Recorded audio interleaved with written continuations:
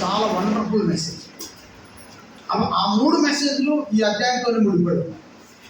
మత్తయి ఇంట్లో చెప్పినా, నాగేశ్వరరావు ఇంట్లో చెప్పినా, ఇక్కడ మల్లేశ్వరరావు ఇంట్లో చెప్పిన ఆ 3 మెసేజ్లు ఈ అధ్యాయంతో ముడిపడి.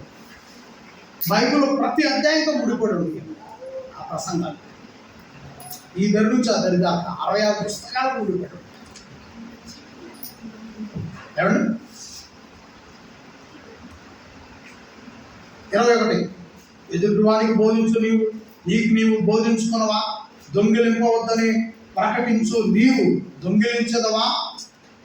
వ్యభిచరించవద్దని చెప్పు, నీవు వ్యభిచరించదవా? ఉందా? బైబిల్లో ఉన్నాయి ఆ మాటలో. చూడండి, చూడాలి కదా. చేయబెట్టి ఇక్కడ ఆ అక్షరాల దగ్గర వెళ్ళి పెట్టుకోండి. 21 వచ్చిన చదవడం. ఎవరు ఒకళ్ళు పెద్దవాళ్ళు, ఎవరో ఒకళ్ళు మంచిగా చదివాడు, చదవడం తొందరగా.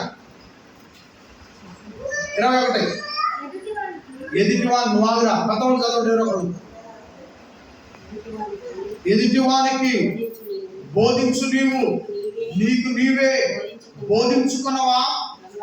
దొంగలిద్దవద్దని ప్రకటించు, నీవు దొంగిలిలేదవా? వ్యభిచరించవద్దని చెప్పు, నీవు వ్యభిచరించదవా? విగ్రహములను అసహించుకొను, నీవు గుళ్ళను దోచెదవా?